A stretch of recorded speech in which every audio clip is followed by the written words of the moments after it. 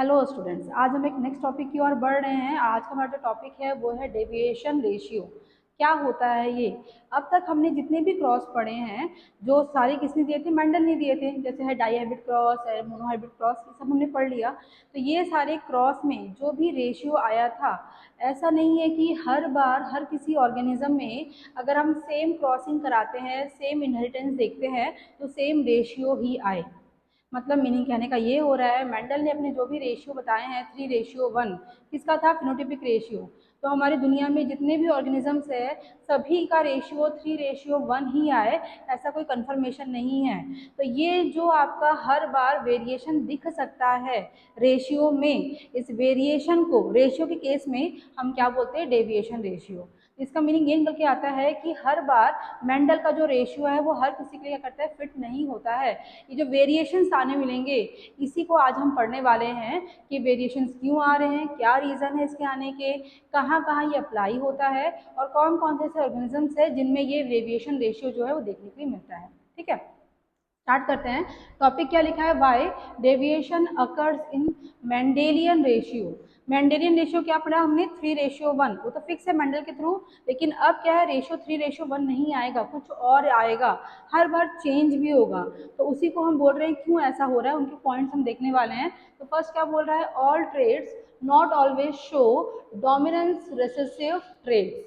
हम पढ़ के आए थे, डोमिनेंस लॉ पढ़ा था हमने। तो वहाँ पे हमने क्या जाना था कि हमेशा एक डोमिनेंट होता है, एक रिसेसिव होता है, जिससे क्या होगा? क्रॉसिंग होगा और रेशियो आपके आएंगे। लेकिन यहाँ पे क्या बताता है कि हर टाइम एक डोमिनेंट हो, एक रिसेसिव हो, जरूरी नहीं है, कंडीशन यहाँ पे चेंज भी होगी। सेकेंड पॉइंट क्या बोल रहा है? All character goes not always present on autosome chromosome. एक वर्ड आया यहाँ पे, ऑटोसोम क्रोमोसोम। क्या होता है autosome chromosome?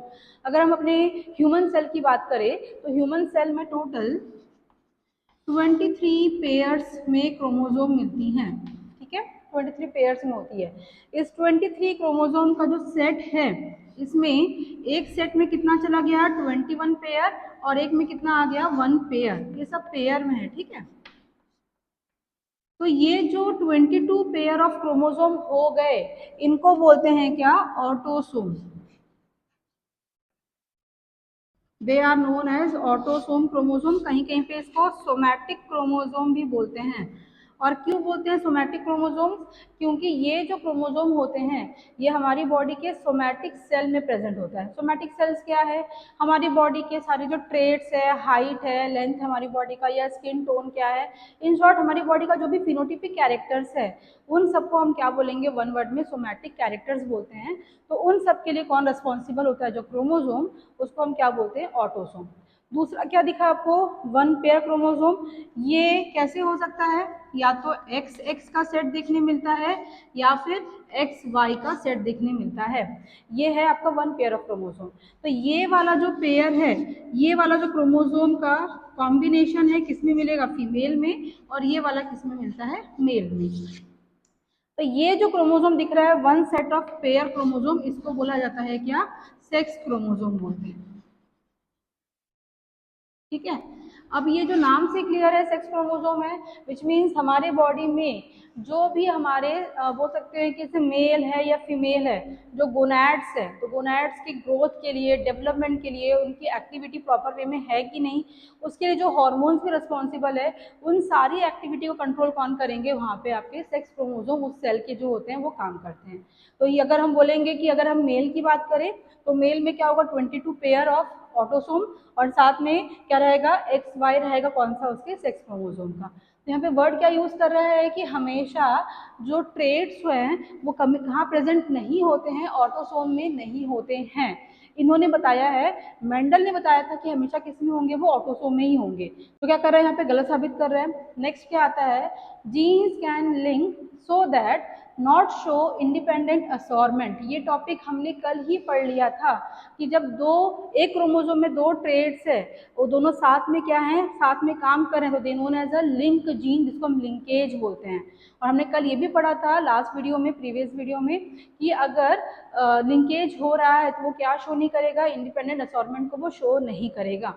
Next, there can be interaction और इंटरफेयर बिटवीन जीन। एक वर्ड देखने मिल रहा है, काफी क्रूशियल वर्ड है ये, इंटरैक्शन, इसी को आगे हम पढ़ने वाले हैं। इंटरैक्शन क्या है, किनके बीच में होता है, पूरा टॉपिक हमारा वही रहेगा, क्योंकि बाकी पॉइंट को हम जस्टिफाई कर चुके हैं वैसे। एंड लास्ट पॉइंट क्या बोल रहा है, in nature one character can be have more than two alleles. मतलब एक कैरेक्टर के लिए अभी तक हम क्या पढ़ के आए थे कि for one trait one gene is responsible. अभी तक हमने ये मेंडल ने हमको ये समझाया था, हमने यही पढ़ा था। यहाँ पे ये बता रहा है कि जो एक कैरेक्टर है ये बहुत सारे एलिल्स का भी कॉम्बिनेशन हो सकता है। जैसे हम टॉल के लिए क्या पढ़ते हैं, कैपिटल टी पढ़ते हैं, तो यहाँ पे बता रहा है कि नहीं, बहुत सारे डिफरेंट कॉम्बिनेशंस भी एलिल के हो सकते हैं। तो हम इन दोनों पॉइंट्स को आगे में डिटेल में पढ़ने वाले हैं। तो अभी हम क्या स्टार्ट कर रहे हैं, अबाउट इंटरैक्शंस क्या है और कितने टाइप की होती है। अब हम बात करते हैं कि ये जो इंटरैक्शन है ये कितने टाइप्स के हैं। तो बेसिकली ये जो इंटरैक्शन होता है वो टू टाइप का होता है। एक होता है आपका एलिल एलिल इंटरैक्शन, और एक होता है क्या, जीन जीन इंटरैक्शन। नाम में बहुत चीज़ें एकदम क्लियर दे दी गई है। जब एलिल और एलिल के बीच में इंटरैक्शन होगा तो उसको हम क्या बोलेंगे, आपका एलिल एलिल इंटरैक्शन। जैसे मीनिंग क्या बन रहा है, सपोज हमने ये ले लिया एक क्रोमोसोम, इसमें हमने एक एलिल ले लिया, यहाँ पे चलिए कैपिटल ए ले लिया। दूसरा हमने क्रोमोसोम ये ले लिया, इसका हमने यहाँ पे क्या ले लिया, अगेन एक एलिल ले लिया। ठीक है, दो एलिल्स ले लिया हमने यहाँ पे। तो जब इन दोनों एलिल्स के बीच में क्या होगा, इंटरैक्शन होगा, ध्यान देंगे, दो एलिल्स के बीच में इंटरैक्शन होगा तो इस कंडीशन को हम क्या बोलते हैं, एलिल एलिल इंटरैक्शन। लेकिन एक पॉइंट क्या है इसमें कि जो इंटरैक्शन होगा, जो रिलेशनशिप होती है, ये alleles of single gene, gene एक ही है और उस एक ही जीन के जो क्रोमोसोम्स है उनमें क्या होगा, दोनों के बीच में क्या होगा, इंटरैक्शन होगा एलिल्स के बीच में। ठीक है, दूसरी बात, ये जो एलिलिक इंटरैक्शन है इसे एक नाम बोलते हैं, इसे नॉन इपीस्टैटिक। ये वर्ड बहुत बार एग्जाम में आता है, इपीस्टैटिक नॉन इपीस्टैटिक का मीनिंग क्या है। तो जहां पर दो एलिल्स का इंटरैक्शन होगा उसको हम क्या बोलेंगे, नॉन इपीस्टैटिक इंटरैक्शन बोलेंगे। ठीक है, वैसे यहाँ पे क्या लिखा है, जीन जीन इंटरैक्शन बोल रहा है, ये कैसे होगा, जीन्स वर्ड यहाँ पे यूज हो रहा है। तो ये हम ले लेते हैं, एक क्रोमोसोम था, ये हम ले लिए दूसरा क्रोमोसोम है। मान लिया यहाँ पे एक एलिल है ए, मानते हैं यहाँ पे एक एलिल है बी। ठीक है, तो यहाँ पे क्या हो रहा है, एक ही क्रोमोसोम में जब ये दोनों आपस में इंटरैक्ट करेंगे तो इस सिचुएशन को क्या बोलेंगे, जीन जीन इंटरैक्शन। ठीक है, आप चाहो तो इसके इमेज में आपको पिक्चर से क्लियर हो जाएगा सारी चीज़ें।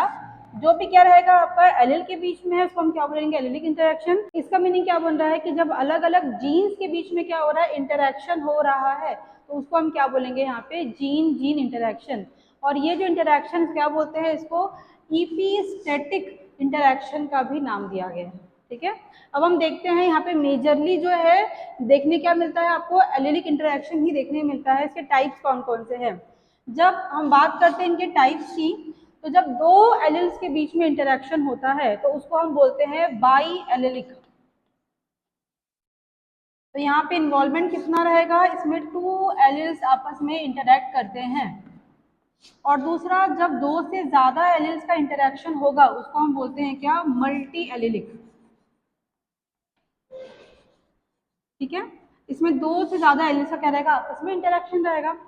जब बाई एलिलिक की बात करेंगे तो यहाँ पर क्योंकि हमने क्या वर्ड यूज किया, दो एलिल का इंटरैक्शन है, तो इसमें एक एलिल हो सकता है कि वो खुद को एक्सप्रेस कर पा रहा है, दूसरा शायद एक्सप्रेस नहीं कर पाता है। तो यहाँ पे क्या होगा, एक एलिल जो खुद को एक्सप्रेस कर पाएगा और दूसरा जो रहेगा वो खुद को एक्सप्रेस नहीं कर पाएगा। दो कंडीशन आएगी यहाँ पर भी। तो जो खुद को एक्सप्रेस बिल्कुल भी नहीं कर पाते हैं उनको हम क्या बोलते हैं, लीथल जीन। लीथल जीन को आप कहीं कहीं पे ऐसा बोल सकते हो कि ये आगे में जाके डेथ कॉज करेंगे, इनका आगे में लीडिंग डेथ ही है। ये क्या है हम पढ़ेंगे डिटेल में, अभी बस नाम देख के चल रहे हैं। वैसे अगर हम एक्सप्रेस की बात करें तो एक्सप्रेस में भी दो कंडीशन आती है, जो खुद को एक्सप्रेस कर पा रहे हैं उन एलिल्स में बात करें तो एक होता है को डोमिनेंस और एक होता है इसमें इनकम्प्लीट डोमिनेंस।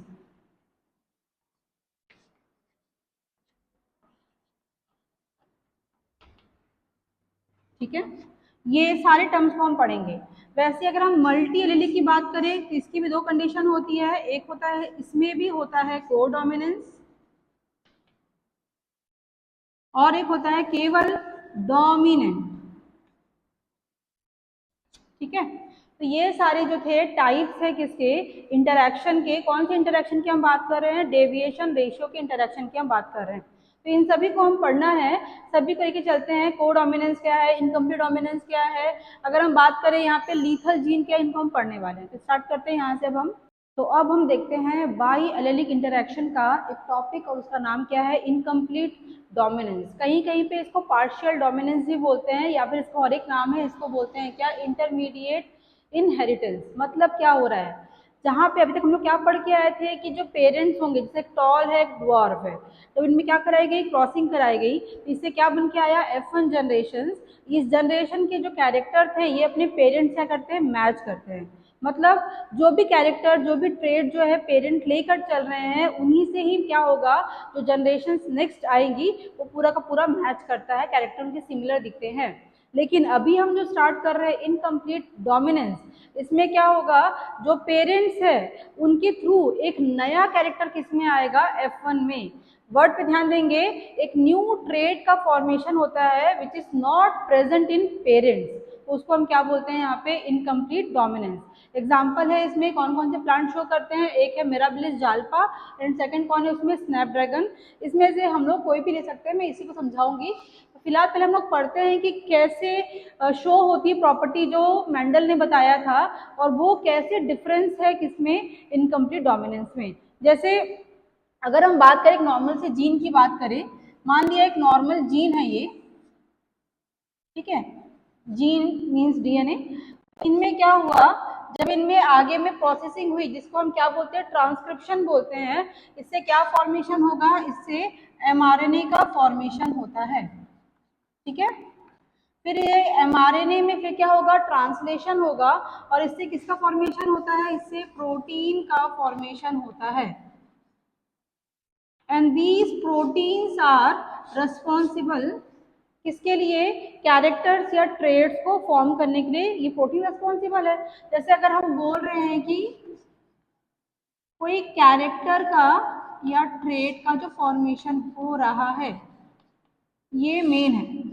अपने को बाहर से जो दिखता है, किसी की हाइट है, कोई टॉल है, कोई डुआर्फ है, हम डुआर्फ की बात अभी नहीं करते, टॉल की बात करते हैं। तो किसी का भी हेयर कलर कैसा है, आई कलर कैसी है, ये सारे क्या है, उनके कैरेक्टर्स है। उनके पीछे कौन काम कर रहा है, जीन। वो जीन हम यहीं पे देख रहे थे। तो जीन से क्या बना, एमआरएनए, उससे क्या बना, protein. And these protein are responsible for formation of that particular character. ठीक है, जैसे हम बात करें कि यहाँ पे हम किसकी बात कर रहे हैं, टॉल कैरेक्टर की बात कर रहे हैं। तो टॉल के लिए जो जीन है वो ऐसा वर्क कर रहा था। ठीक है, अब टॉल तो बन गया, लेकिन कई बार डुआर्फ भी बनता है। तो डुआर्फ क्यों बना, क्या रीजन है उसका, तो होता क्या है, जो जीन्स होती है वैसे ही है, इस जीन में कई बार म्यूटेशन हो जाता है, सडन सम चेंजेस। और वो जो सडन सम चेंजेस होती है वो बहुत ही स्मॉल सेगमेंट में होती है।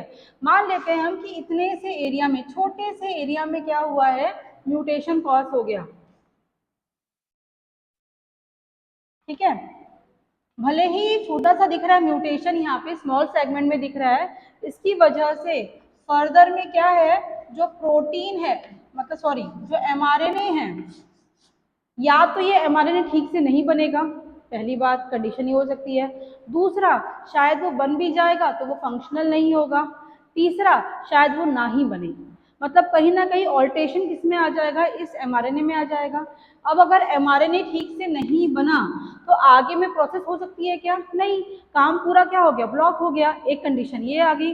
दूसरी कंडीशन हो सकता है कि चलिए एमआरएनए बन भी गया तो आगे में क्या बनना चाहिए था, प्रोटीन बनना चाहिए था, पर ये प्रोटीन शायद नहीं बना, ये भी हो सकता है।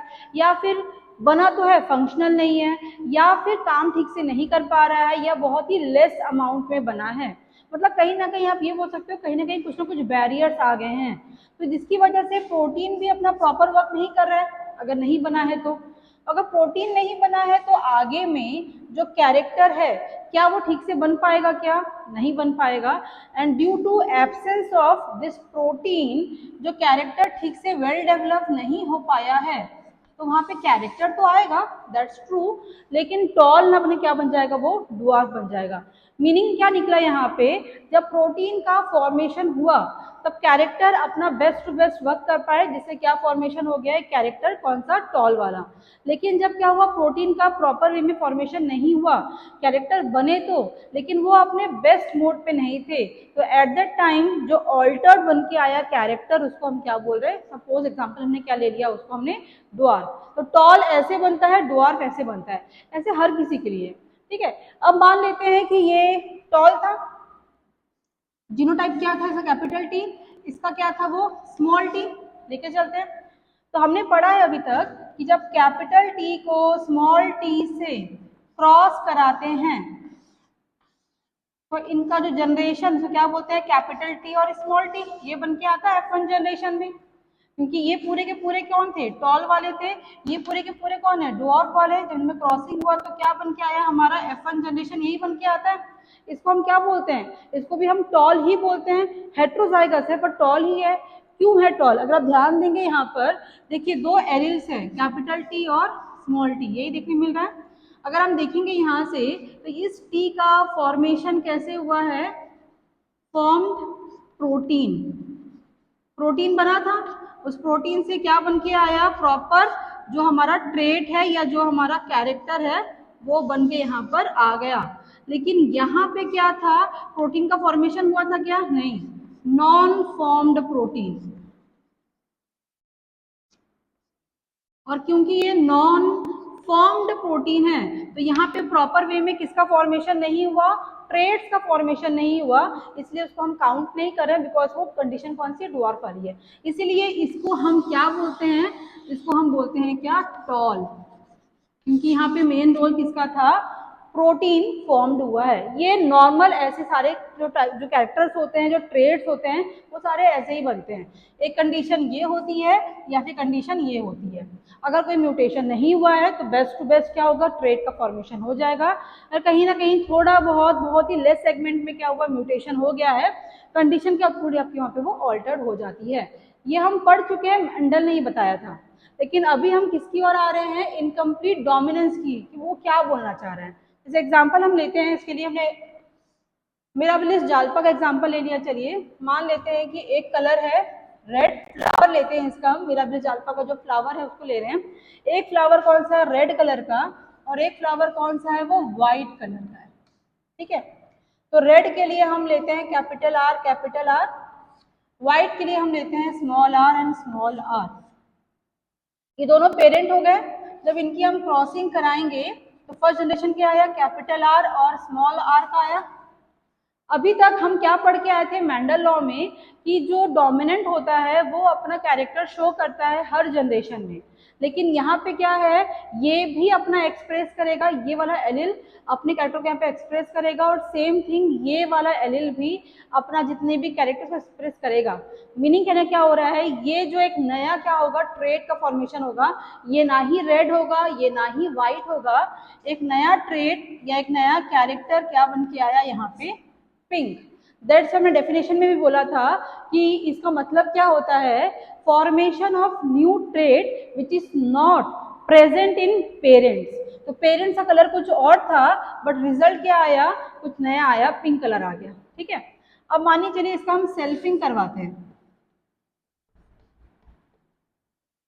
सेल्फिंग कराया, सेल्फिंग कराने पे एक क्या आएगा, कैपिटल आर, कैपिटल आर, एक क्या आएगा, capital R small R, capital R small R, और एक क्या आएगा, small R and small R. तो ये जो है ये आ गया 1, ये क्या आएगा 2, ये क्या आएगा 1, ये आ गया। अब अगर हम बात करें कलर की तो ये कौन सा है, पूरा का पूरा ये मैच किससे कर रहा है, सेम वाला, मतलब ये क्या रहेगा, रेड। इसकी बात करें तो ये क्या है, व्हाइट, और ये दोनों कौन से हैं, ये वाले हैं, जो नया कलर है नाम क्या है उसका, पिंक, ठीक है। तो अगर मैं बात करूं कि इसका फिनोटिपिक रेशियो क्या है, मैं क्या बात कर रही हूं, इसका फिनोटिपिक रेशियो, तो क्या क्या दिख रहा है आपको, रेड है और पिंक है और वाइट है, यही है। तो इनका रेशियो कितना है, 1:1, ये है इनका फिनोटिपिक रेशियो। और अगर हम बात करते हैं इसके जीनोटिपिक रेशियो की बात करते हैं तो ये दिख रहा होगा आर आर, फिर capital R small R and फिर स्मॉल आर स्मॉल आर। इनका रेशियो भी कितना है 1:1। ठीक है। अगर थोड़ा ध्यान देंगे आपको यहाँ पे एक चीज डिफरेंस देखने मिलेगा। यहाँ पर फिनोटिपिक रेशियो क्या दिख रहा है आपको 1:1, लेकिन हमने जब मेंडल्स का पढ़ा था मोनोहाइब्रिड क्रॉस में, वहां रेशियो कितना आया था, फिनोटिपिक रेशियो 3:1 आया था। तो वहां पर मोनोहाइब्रिड में 3:1 आया था फिनोटिपिक रेशियो, और यहाँ पे क्या आया है 1:1। काफी डिफरेंस है ये। लेकिन क्योंकि यहाँ पर ये क्या शो नहीं कर रहा है, ये शो नहीं कर रहा है डोमिनेंस लॉ, जो किसने बताया था, मेंडल ने बताया था। यहाँ पर दोनों के दोनों ही एलिल एक साथ में क्या हो रहे हैं, एक्सप्रेस हो रहे हैं। यहाँ पे ये वाला एलिल, कौन सा एलिल, कैपिटल आर वाला एलिल, दूसरा एलिल कौन है, स्मॉल आर। ये दोनों ही एलिल क्या हो रहे हैं, नेक्स्ट जनरेशन में खुद को एक्सप्रेस कर रहे हैं, और इसीलिए यहाँ पे जो नया ट्रेड देखने मिला वो क्या है, नया कलर देखने मिला। ठीक है। और दूसरी बात, क्योंकि यहाँ पे दोनों के दोनों एक्सप्रेस हो रहे हैं, तो ये वर्ड हम यूज नहीं करेंगे कि एक डोमिनेंट है एक रिसेसिव है, ये वर्ड हम यूज नहीं कर सकते। लेकिन मेंडल के जितने भी क्रॉस थे वहाँ पे हमेशा क्या यूज हुआ है, डोमिनेंस लॉ वर्ड वहाँ पे यूज हुआ है। तो जो ये फॉलो नहीं करता, कौन फॉलो नहीं करता है, इनकम्प्लीट डोमिनेंस, उसको फॉलो नहीं करता है। दूसरा लॉ हमने क्या पढ़ा था मोनोहाइब्रिड क्रॉस में, कि सेग्रीगेशन लॉ होता है, जिसमें क्या था, जब गैमेट का फॉर्मेशन होता है तो जो एलील क्या करते हैं वो आपके सेग्रीगेट हो जाते हैं। ठीक है। सेम उसमें जो रेशियो आया था मोनोहाइब्रिड क्रॉस का मेंडेलियन लॉ के हिसाब से, तो वो क्या था 1:1 ही था।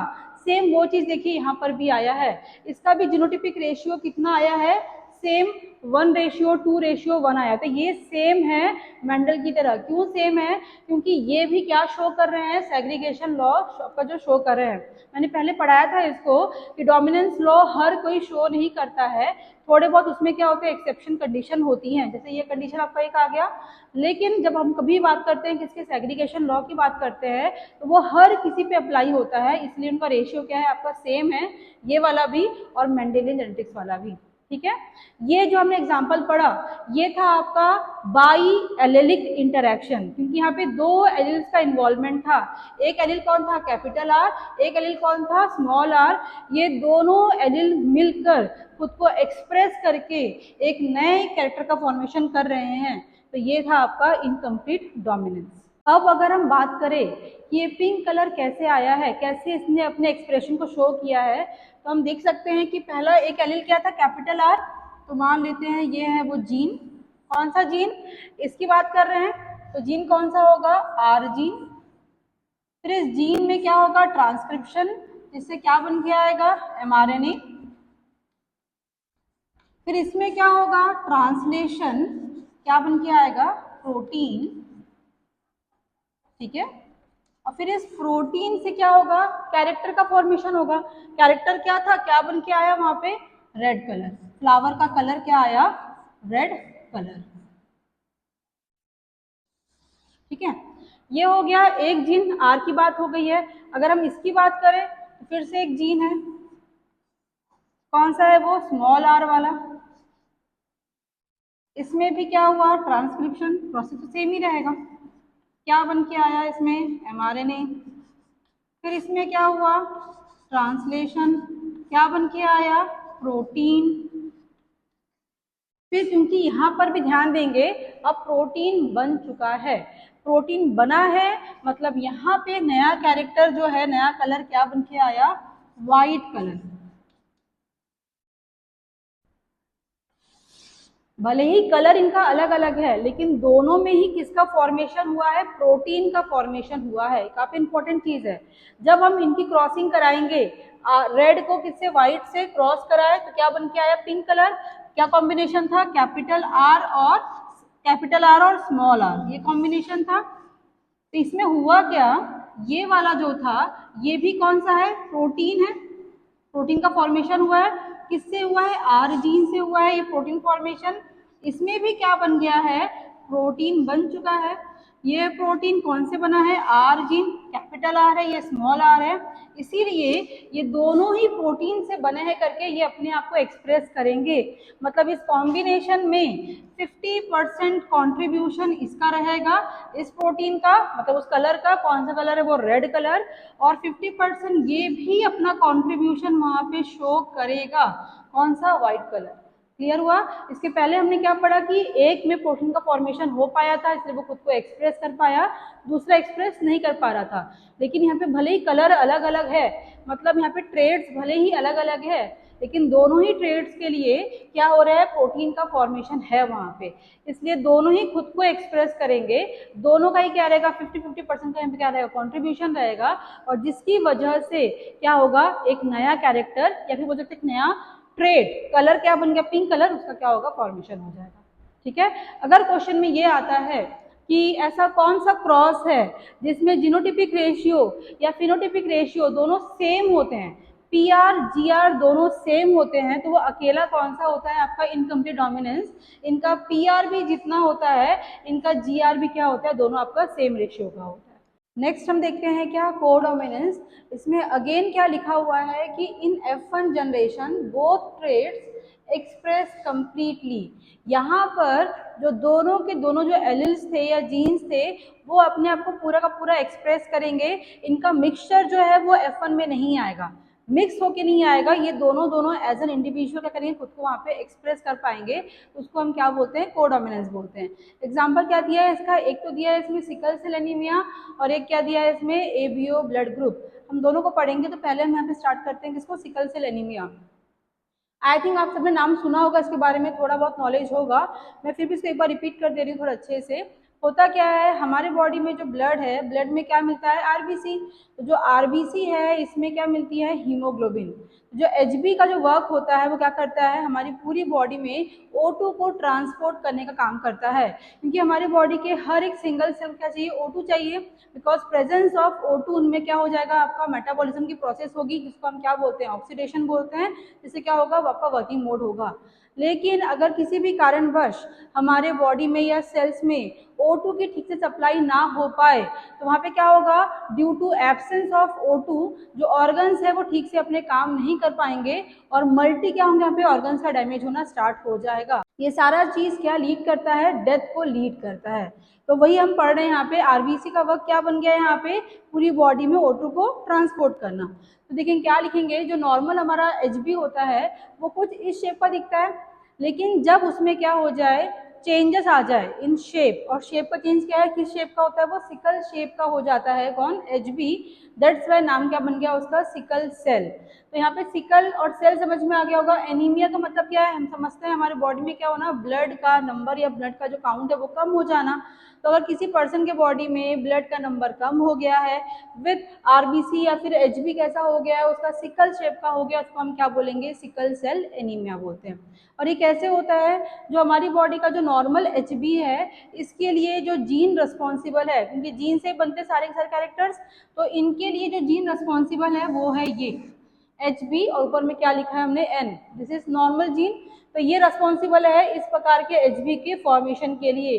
लेकिन जब इस वाले एचबी वाले जीन में म्यूटेशन हो जाता है, तो म्यूटेशन होने की वजह से उसमें क्या होगा, चेंजेस आ जाएंगे, जिससे क्या बन गया, वो ऑल्टर्ड होके एक नया जीन फॉर्म हो गया।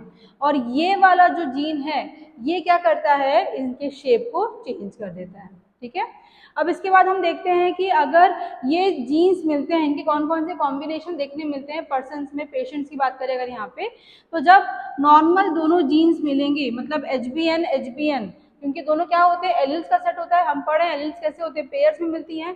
तो जब एलिल्स का पेयर कौन से जीन वाला है, एन जीन वाला है, तो उनमें जो एचबी है या जो हम आरबीसी बोल रहे हैं, उनका शेप कैसा होगा, नॉर्मल होगा, और वो पर्सन भी कैसे होंगे, नॉर्मल ही होंगे, उनमें कोई डिफेक्ट या कोई उनको प्रॉब्लम बीमारी नहीं होगी। लेकिन अगर उनके बॉडी में क्या आ गया है, एचबीएस एलिल वाला पेयर आ चुका है, तो इसकी वजह से क्या आ गया, शेप कैसा हो गया उसका, एचबी का शेप कैसा हो गया, सिकल शेप का हो गया। तो उनको क्या हो जाएगा, लीथल कंडीशन। लीथल का मतलब क्या होता है, डेथ, मतलब वो पर्सन की आगे जाके क्या हो जाएगी, डेथ हो सकती है। और कैसे होती है डेथ, मैंने अभी बताया था आप लोगों को कि जो लीथल कंडीशन हो रही है, मतलब कैसे वर्क कर रहा है, ये है ब्लड वेसल, हम मान लेते हैं।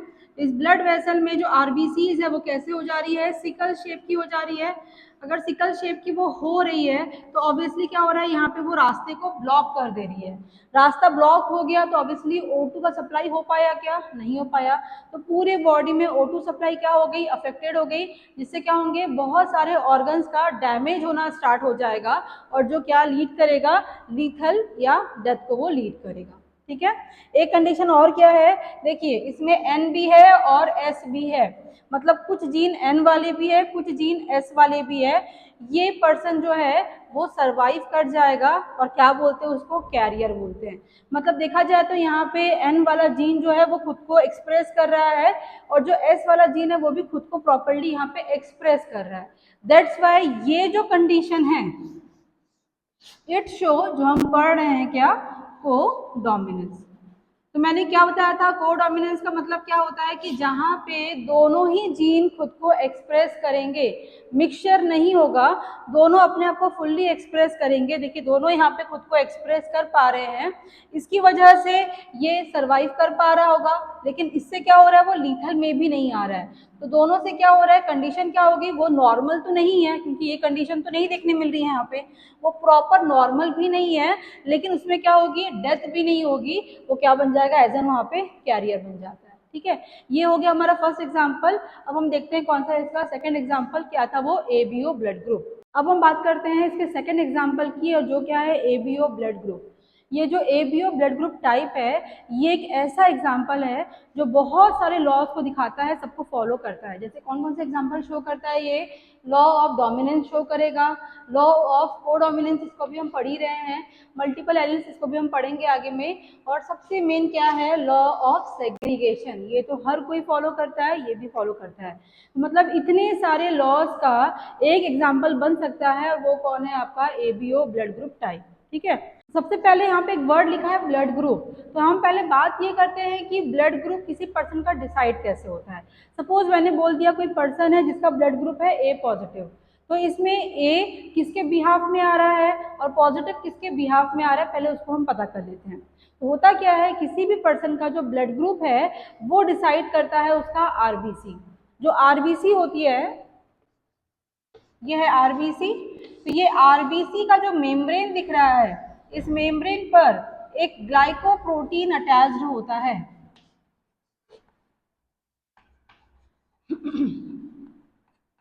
और इस ग्लाइकोप्रोटीन को, और एक वर्ड बोलते हैं, इसको बोलते हैं एंटीजन। ये काम क्या करता है, एंटीजन। एंटीजन ऐसे कंपाउंड्स होते हैं जो किसी भी पर्सन के बॉडी में इम्यून सिस्टम को ट्रिगर कर सकते हैं। और अगर ये वाला RBC किसी दूसरे पर्सन की बॉडी में चले जाए तो उस पर्सन की बॉडी में भी इम्यून सिस्टम को ट्रिगर कर सकता है, कौन, ये एंटीजन।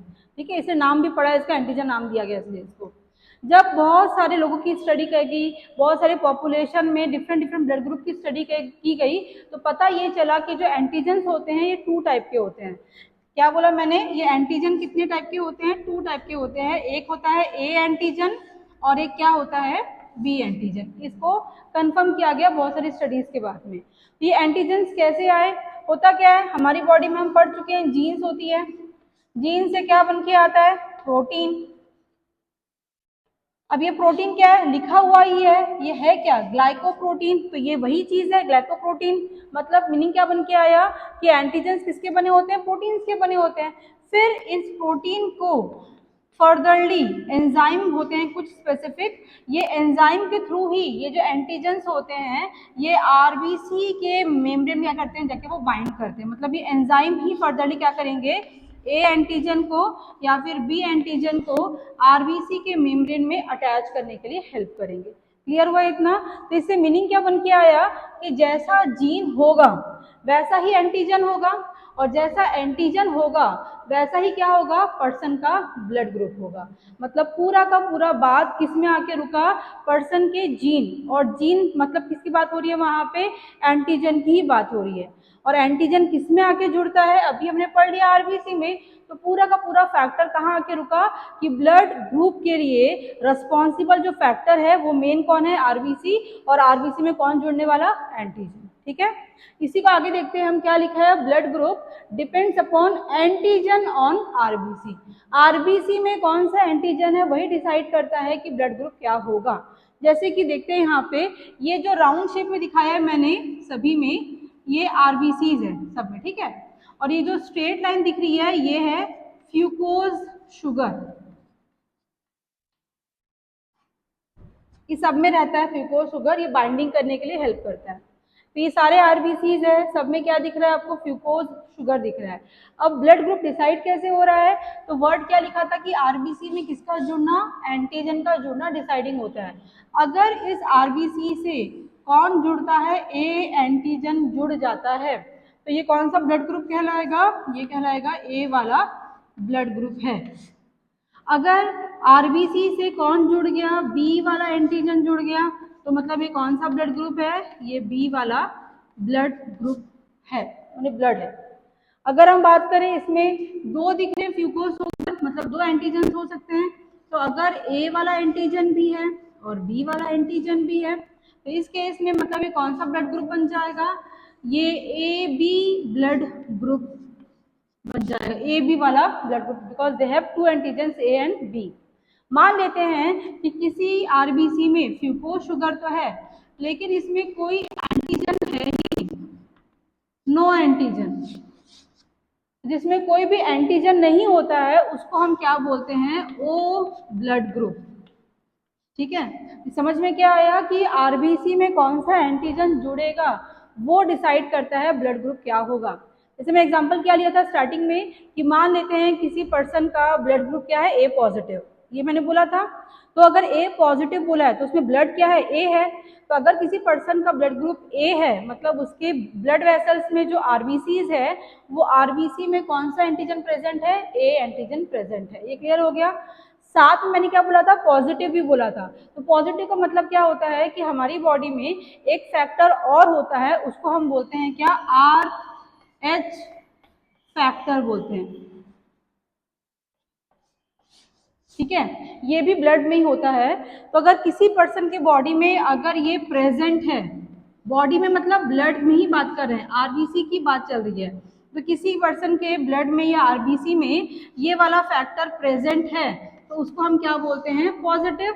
और मान लिया किसी पर्सन के बॉडी में या ब्लड में ये प्रेजेंट नहीं है, एब्सेंट है, उसको हम क्या बोलेंगे, निगेटिव। जैसे मैंने क्या बोला, ए पॉजिटिव मतलब उसके पास में ब्लड जो आरबीसी है, आरबीसी में कौन सा एंटीजन है, ए एंटीजन है। और मैंने प्लस बोला मतलब उसके पास में क्या है, आरएच फैक्टर भी प्रेजेंट है। अगर मैंने बोल दिया किसी का ब्लड ग्रुप ओ पॉजिटिव है, मींस उसके ब्लड में आरबीसी में कोई सा भी एंटीजन तो नहीं है, लेकिन क्या प्रेजेंट है उसमें, आरएच फैक्टर क्या है, वो प्रेजेंट है। समझ में आ गई बातें। जब भी हम पॉजिटिव वर्ड यूज करेंगे मतलब आरएच फैक्टर प्रेजेंट है, जब हम बोलेंगे निगेटिव है मतलब उसमें फैक्टर क्या है, वो आपका एब्सेंट है। ठीक, अभी हमने जान लिया कि ब्लड ग्रुप डिसाइड कैसे होता है, लेकिन वहाँ पे एक टर्म आया था अभी, वर्ड क्या था, वो आपका फ्यूकोज शुगर। फ्यूकोज शुगर सभी में मिलता है, लेकिन फ्यूकोज शुगर को भी बनाने के लिए एक जीन की रिक्वायरमेंट होती है। और वो जीन कौन सा होता है, वो जीन होता है कौन, एच जीन। एक्चुअली वर्क कैसे करता है, ये जो एच जीन होता है ये आगे जाकर एच एंटीजन का फॉर्मेशन करता है। अभी तक हमने ए और बी एंटीजन पढ़ा था, वो अलग है, ब्लड के लिए रेस्पॉन्सिबल है वो, लेकिन फ्यूकोज शुगर के लिए कौन चाहिए, एच एंटीजन चाहिए। ये किससे बनता है, एच जीन से बनता है। ठीक है, और फिर ये एच एंटीजन जाकर कहाँ बाइंड होता है, on to the RBC membrane पर। ठीक, तो हम देखते हैं इस ये जो एच एंटीजन इसमें आते कौन कौन चीजें हैं। देखिए आपको आरबीसी दिख रहा होगा, ये वही वाला आरबीसी है। तो ये जो पूरा आपको स्ट्रक्चर देखने मिल रहा है, ये पूरा, इसी को हम क्या बोलते हैं, ये है स्ट्रक्चर ऑफ एच एंटीजन। तो पूरा का पूरा एच एंटीजन किस में आके बाइंड करता है, आरबीसी में। तो क्या क्या आता है एच एंटीजन में, पहला क्या है ग्लूकोज, फिर क्या है गैलेक्टोज, फिर क्या होता है एन एसिटाइल ग्लूकोसामिन जिसको शॉर्ट में नैक बोलते हैं, एक है उसमें फिर से गैलेक्टोज, और साथ में क्या जुड़ता है उसमें आपका फ्यूकोज शुगर। मतलब इस पूरे को हम एक साथ में क्या बोलते हैं, एच एंटीजन बोलते हैं। ये क्लियर हो गया। अगर हम बात करें यहाँ पर कि ब्लड ग्रुप के लिए क्या था, ए एंटीजन था, बी एंटीजन था, वो एक है, वो तो पॉसिबिलिटी है उसकी, वो रहेगा। साथ में कौन चाहिए उसको, H एंटीजन भी चाहिए। तो अभी हमने क्या जाना, अभी हमने ये सीखा कि एक क्या होता है, H जीन होता है, ये हमने पढ़ा। H जीन से किसका फॉर्मेशन हो रहा है, H एंटीजन का। और फिर ये H एंटीजन कहाँ आके बाइंड करता है, ऑन टू दी RBC, ये अभी हमने पढ़ लिया। ठीक है, H एंटीजन के साथ में एक और जीन वर्क करता है, उसका नाम होता है जीन आई। इसको आप ऐसे ले लीजिए अभी। तो ये जो जीन आई है साथ में किसके काम कर रहा है, H एंटीजन के। क्यों काम कर रहा है, बिकॉज इसमें क्या चाहिए, अब एक तो फ्यूको शुगर बन गया, साथ में कौन जोड़ना है, ए वाला ब्लड ग्रुप है कि बी वाला ब्लड ग्रुप है कि AB वाला है कि O है, ये भी तो पता करना है। तो उन सभी के लिए H एंटीजन के साथ में कौन वर्क करेगा, जीन आई वर्क करेगा। ठीक है, जो जीन आई है इसके 3 एलील्स होती हैं।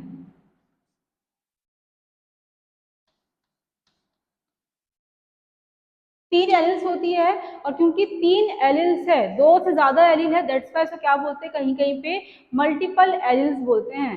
तो मैंने भी बताया था कि ABO ब्लड ग्रुप जो है ये बहुत सारे एग्जांपल्स को शो करता है। एक तो अभी हम पढ़ ही रहे हैं कोडोमिनेंस वाला, सेकंड क्योंकि बहुत सारे ये क्या बनाता है, एलिल्स को भी शो करता है। तो यहाँ से वो कनेक्ट किस में होता है, मल्टीपल एलिल वाले एग्जाम्पल में वो यहाँ से कनेक्ट हो जाता है। तो कौन कौन से एलिल बनाता है, एक एलिल बनता है इसमें IA वाला, जो आगे में कौन सा एंटीजन बनाता है, ये बनाता है A एंटीजन। दूसरा एलील होता है B, जिससे बनता है सेकंड एंटीजन, वो कौन होता है, B एंटीजन। और एक होता है आई नॉट में भी लिखते हैं उसको, या फिर इसको स्मॉल आई से भी दिखाते हैं। इसमें कोई एंटीजन नहीं होता है, उसको हम क्या बोलते हैं, नो एंटीजन। तो यहाँ से अगर मैं बातों को कंक्लूड करूँ तो मीनिंग क्या निकल के आया, एक तो H एंटीजन है ही, किसके लिए है, फ्यूकोज शुगर को बनाने के लिए, और दूसरा इस H एंटीजन में कौन है, जीन आई भी प्रेजेंट है। और ये जीन आई से क्या बन रहे हैं, 3 एलील्स बन रहे हैं। एक बन रहा है A के लिए, A एंटीजन के लिए IA, B के लिए IB, एंड I नॉट किसके लिए, इसमें कोई भी आपका एंटीजन नहीं है। ठीक है, यहाँ पे हम किसकी बात करें, IA और IB, इनकी बात करें तो ये दोनों कौन से होते हैं, ये डोमिनेंट होते हैं, मतलब ये खुद को आगे में एक्सप्रेस करेंगे। इसका उल्टा, ये दो तो हो गए, दोनों एलिल्स की बात हो गई। थर्ड कौन है, आई नॉट, इसको हम स्मॉल आई भी दिखा सकते हैं। ये कौन सा नेचर का होता है, ये रिसेसिव नेचर का होता है, ये याद रखेंगे, अपने को आगे में काम आने वाला है। ठीक है, तो ये सारे क्लियर हो गए 3 एलिल्स। अब हम देखिए ब्लड ग्रुप डिसाइड कैसे हो रहा है। तो हमने क्या पढ़ा कि जीन आई जो था वो 3 टाइप का था। तो इसमें अगर हम देखें जीनोटाइप कौन कौन से आ सकते हैं और फिनोटाइप कौन कौन से आ सकते हैं, ये देख के चलते पहले तो ब्लड ग्रुप में। अगर हम बात करें इसमें, इनके 3 सेट है इसके, अगर ए कैरियल है, इसका पेयर कौन बनेगा, IA, एक कंडीशन ये बन सकती है। दूसरा IA है और एक क्या बन गया, I नॉट। एक देखते हैं और IB और IB, एक क्या बन जाएगा, IB और I नॉट। एक देखते हैं IA IB, एक ये बन गया, एंड लास्ट I नॉट और I नॉट। ये कंडीशन सारी आ गई जीनोटाइप में। अगर हम इन दोनों में बात करें, देखिए दोनों में A एंटीजन है, IA, तो ब्लड ग्रुप क्या आएगा इसका, A ब्लड ग्रुप आएगा। इन दोनों में कंपेयर करें तो IA है और I नॉट है। अभी हम पढ़ के आए थे A वाला डोमिनेंट होता है, I नॉट क्या होता है, रिसेसिव होता है। इसमें ये एक्सप्रेस नहीं हो पाएगा, केवल यही एक्सप्रेस होगा, तो इसका ब्लड ग्रुप भी क्या आएगा, A ही आएगा। इन दोनों की बात करें, दोनों ही BB है एंटीजन में, तो ब्लड ग्रुप भी क्या आएगा, B आएगा। यहाँ पे कंपेयर करें तो B है और I नॉट रिसेसिव है, B वाला कौन है, डोमिनेंट है, तो क्या आएगा, B ब्लड ग्रुप आएगा। ठीक है, तो यहाँ पे मैं एक वर्ड यूज कर रही हूँ कि डोमिनेंट है। मैंने क्या बोला, A डोमिनेंट है और ये कौन है, रिसेसिव है। तो यहाँ पर कौन सा रूल या लॉ अप्लाई हो रहा है, लॉ ऑफ डोमिनेंस यहाँ पे अप्लाई हो रहा है। सेम बात करें अगर यहाँ पे, तो यहाँ पे भी क्या हो रहा है, लॉ ऑफ डोमिनेंसी अप्लाई हो रहा है, चाहे आप इसकी बात करें, दोनों को भी आप ले सकते हैं, दोनों में ले सकते हैं, पर मतलब यहाँ पे अप्लाई क्या हो रहा है, लॉ ऑफ डोमिनेंस। ठीक है, अगर हम इसकी बात करें, ध्यान देंगे आई ए भी है और आई बी भी है, दोनों ही एंटीजन प्रेजेंट है। और अभी हम पढ़ के आए थे कि ए वाला भी और बी वाला दोनों ही क्या होते हैं, डोमिनेंट होते हैं, दोनों ही खुद को एक्सप्रेस करेंगे, मतलब इसका ब्लड ग्रुप क्या आएगा, ए और बी आएगा। तो अगर ध्यान देंगे तो ये जो आपको देखने मिल रहा है, ये है आपका को डोमिनेंस, जो अभी हम पढ़ रहे हैं, दोनों ही एलिल्स खुद को क्या कर रहे हैं, यहाँ पे वो आपको एक्सप्रेस कर रहे हैं, जिससे क्या बन के आया F1 में दोनों के ही क्या दिख रहे हैं, कैरेक्टर एक साथ में दिख रहे हैं, वो मिक्स नहीं हुए हैं लेकिन। एंड लास्ट क्या दिख रहा है आपको, आई नॉट, जिससे क्या बन के आएगा, ब्लड ग्रुप O बन के आएगा। ये क्लियर हुआ? तो इसके बाद हम कंटिन्यू करते हैं, हमने तो ब्लड ग्रुप देख लिया, इसका ध्यान रखेंगे कि ए के लिए कौन कौन से जीनोटिपिक आपके कॉम्बिनेशन बन सकते हैं, बी के लिए कौन कौन से बन सकते हैं, ए बी के लिए कौन सा बन सकता है और ओ के लिए कौन सा बन सकता है, ये याद रखेंगे। और सेम ये पूरा किसके लिए चला गया, ये पूरा चला गया जीन्स के लिए, जो डिसाइड कर रहा है ब्लड ग्रुप ए होगा कि बी होगा कि ए बी होगा कि ओ होगा, ये अभी हम सबको साथ में लेंगे। उसके पहले हमने क्या पढ़ा, एच एंटीजन, जो हमने ये देखा था। तो अब हम देखने वाले हैं कि आरबीसी स्ट्रक्चर के ऊपर में जो एच एंटीजन है, ए एंटीजन है कि बी एंटीजन है कि कौन सा दूसरा एंटीजन है जो ब्लड ग्रुप को डिसाइड कर रहा है, वो हम देखेंगे। अब चलिए, अभी तक हमने जितना भी पढ़ा है उन सबको हम एक साथ में देखते हैं। इस डायग्राम के थ्रू में हमने क्या देखा था कि पहले क्या होता है, आरबीसी, आपको दिख रहा है वही आरबीसी। आरबीसी में कौन आके जुड़ता है, फ्यूकोज शुगर, जिसके लिए कौन था रिस्पॉन्सिबल, एच जीन। उस एच जीन से क्या बना था, एच एंटीजन बना था। अगर आप देखेंगे ये पूरा जो स्ट्रक्चर आपको देखने मिल रहा है, ये पूरा एच एंटीजन है जो किससे जुड़ा है, आके आरबीसी के सरफेस पर। सेम आपका सब में दिख रहा होगा, ये सब पूरा का पूरा क्या है, ये एच एंटीजन का ही स्ट्रक्चर है। तो ये हमारा क्या बच गया, क्या बन गया, एच एंटीजन बन गया। ठीक, तो आरबीसी से कौन जुड़ गया, आके सारे एच एंटीजन जुड़ गए। फिर अभी हमने क्या पढ़ा था कि एच एंटीजन के साथ में कौन जुड़ता है, जीन आई, और आई की क्या थी, 3 एलिल्स थे, आई ए, आई बी एंड आई नॉट। उसमें हमने क्या देखा कि जब ए एंटीजन होता है, मतलब वो कौन होता है, ब्लड ग्रुप ए, बी वाला होगा तो क्या होगा, ब्लड ग्रुप बी, और दोनों ए एंड बी, तो ब्लड ग्रुप क्या था आपका, वो ए बी, हमने पढ़ लिया पूरा। तो इसमें हम देखते हैं कौन सा है आपका ब्लड ग्रुप ए वाला एंटीजन, ए एंटीजन। तो ध्यान देंगे, जब इस एच एंटीजन पर कौन आके जुड़ता है, एन एसिटाइल गैलेक्टोसामीन, मतलब ये पूरा का पूरा एच एंटीजन ही है, इसमें कौन आके जुड़ गया, एन एसिटाइल गैलेक्टोसामीन। जब ये जुड़ता है तब ये पूरा का पूरा क्या कहलाता है, आपका ए एंटीजन कहलाएगा। अब जाके मतलब H में किसको आके जुड़ना है, इसको आके जुड़ना है, तो ये पूरा का पूरा किसका रोल हो गया, अब A एंटीजन का रोल हो गया। सेम वैसे ही जब इस H एंटीजन पे कौन आके जुड़ता है, अनदर वन गैलेक्टोज आके जुड़ जाता है उसमें, तो ये क्या बन जाता है, act as a B antigen बोला जाता है इसको। तो ये क्या बन चुका है, अब बी एंटीजन का स्ट्रक्चर बन गया है।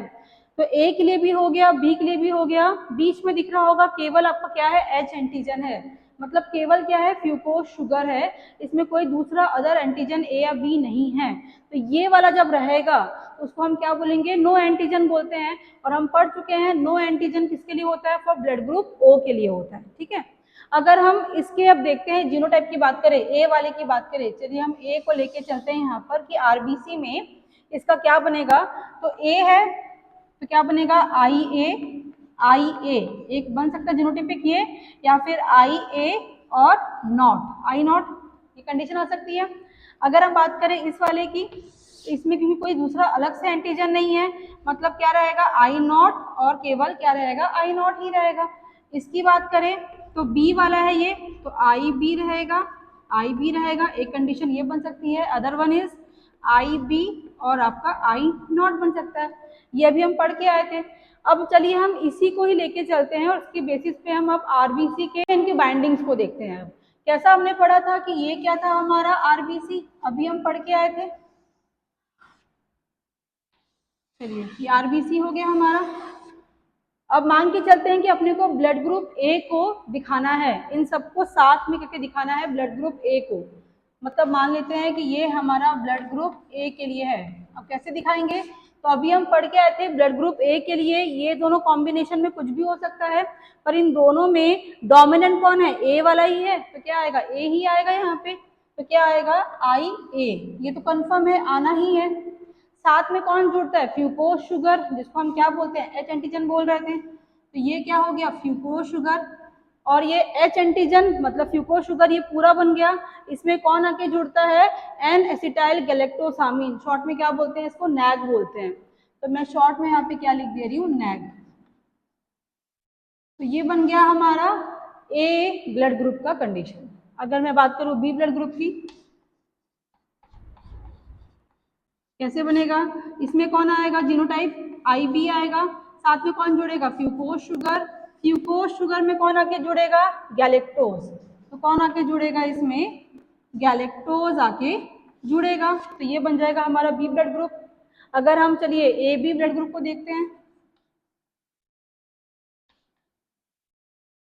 क्योंकि दो एंटीजन है यहाँ पे, मतलब दो क्या रहेंगे, फ्यूकोज शुगर लगाते हैं पहले, दो फ्यूकोज शुगर, कंडीशन क्या होगी, क्योंकि ए वाला भी है बी वाला भी है, दोनों एंटीजन प्रेजेंट रहेंगे, तो क्या आएगा, आई ए भी आएगा और आई बी भी आएगा।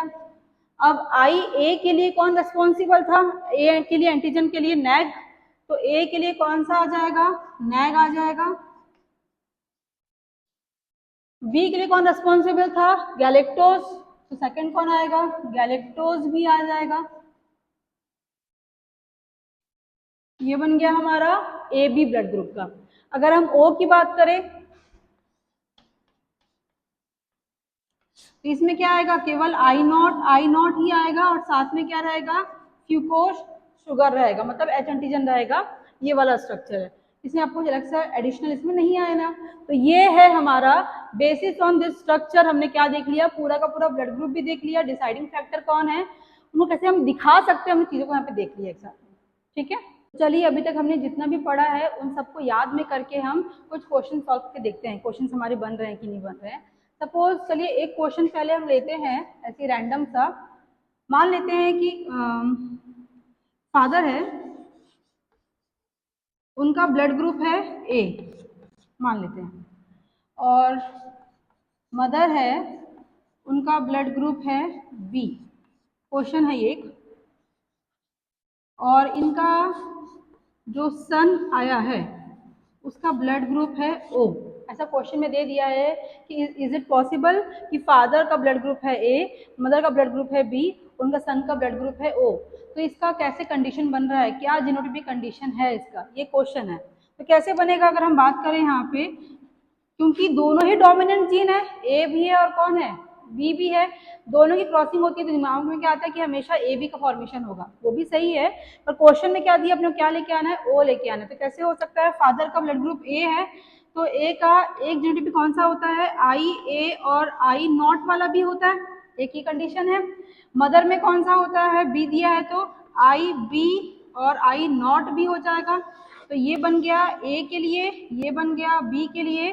जब इनकी क्रॉसिंग होगी तो हो सकता है पॉसिबिलिटी इसका और इनका आपस में क्या हो गया, क्रॉस हो गए, जिससे क्या बन के आया, आई नॉट और आई नॉट, इसका मतलब क्या है, ओ ब्लड ग्रुप, ठीक है। ये क्वेश्चन दिया था ऐसे, इसके बेसिस हमने इन दोनों को लिया है। अगर बोलता है कि ब्लड ग्रुप ए बी है तो बहुत ईजी है कि फादर ए है मदर बी है ऐसे बोल देता है, और बच्चे का ब्लड ग्रुप ए बी है तो और ईजी है, क्योंकि आई ए आ जाएगा, आई ए यहाँ पे क्या आ जाएगा, आई बी कोई सा भी लेंगे तो रिजल्ट क्या आएगा, आई ए आई बी ही आना है, एक कंडीशन ये है फर्स्ट। दूसरा ले सकते हैं जो अभी हमने लिया है, आई ए आई नॉट क्रॉस किससे कर रहे हैं, आई बी और आई नॉट, इसमें ये वाले दोनों साथ में क्या हो गए, क्रॉस हो गए, फिर से क्या आ जाएगा, ब्लड ग्रुप आपका ए बी भी आ जाएगा। दोनों पॉसिबिलिटीज है ब्लड ग्रुप किसके लिए, ए बी के लिए। और क्वेश्चन में क्या दिया था आपको, ओ दिया था, दैट्स वाई हमने क्या किया, इसके आई नॉट को इसके आई नॉट से दिखाया, तो ब्लड ग्रुप हमारा क्या आ सकता है, वहां पे ओ ब्लड ग्रुप भी आ सकता है, ठीक है। चलिए और कुछ क्वेश्चन देखते हैं, जैसे क्या बोला है, a man with blood group ए, चलिए सॉल्व करते हुए चलते हैं। ब्लड ग्रुप क्या दे दिया है, मैन का ए ब्लड ग्रुप है, marry a woman with blood group B, woman का ब्लड ग्रुप क्या है, बी है, what are the possibility of blood group of their offspring. दोनों ही दे दिया है, ए भी दे दिया है, बी भी दे दिया है। इनकी क्रॉसिंग कराएंगे तो क्या पॉसिबिलिटी है, ए भी आ सकता है क्योंकि ए डोमिनेंट वाला है, और बी भी आ सकता है क्योंकि बी वाला भी डोमिनेंट है। दोनों साथ में जुड़ जाएंगे तो ए बी भी आ सकता है। और अभी देखा था कि ए और बी जुड़ने पर कई बार ओ भी आता है। तो रिजल्ट क्या आ जाएगा कि चारों टाइप के बन सकते हैं, आपके यहाँ पे ब्लड ग्रुप बन सकते हैं चारों वाले। ये हो गया, बहुत ही इजी है। इसमें आते हैं, a father has blood group A B, A B है ब्लड ग्रुप, क्रॉस किससे कर रहे हैं उसको, मदर का ब्लड ग्रुप क्या है, ओ। ठीक, the child is suppose to be have which of the following blood group, इसमें से कौन सा ब्लड ग्रुप आएगा चाइल्ड में। तो बात करें इसका जीनोटाइप क्या होगा, आई ए आई बी, इसका क्या होगा आई नॉट और आई नॉट। जब क्रॉस कराएंगे तो क्या आएगा आई बी आई नॉट, क्रॉस होगा तो आई बी आई नॉट। इसका रिजल्ट क्या होगा ए ब्लड ग्रुप, इसका रिजल्ट क्या होगा बी ब्लड ग्रुप। तो पॉसिबिलिटी क्या है, ए भी आ सकता है या फिर बी भी आ सकता है। तो हमारा आंसर क्या रहेगा, ये रहेगा आंसर हमारा ए और बी। ठीक है, आई थिंक वो समझ में आ गए क्वेश्चन सारे। ऐसे क्वेश्चन बन जाते हैं, बहुत इजी रहते हैं। इसमें मोस्टली जो एच एंटीजन है, जो ए है, बी है, इन पे क्वेश्चन ज़्यादा आते हैं बेसिस ऑन देयर स्ट्रक्चर। ठीक है, तो आज की क्लास हम यहीं पे ख़त्म कर रहे हैं। Thank you.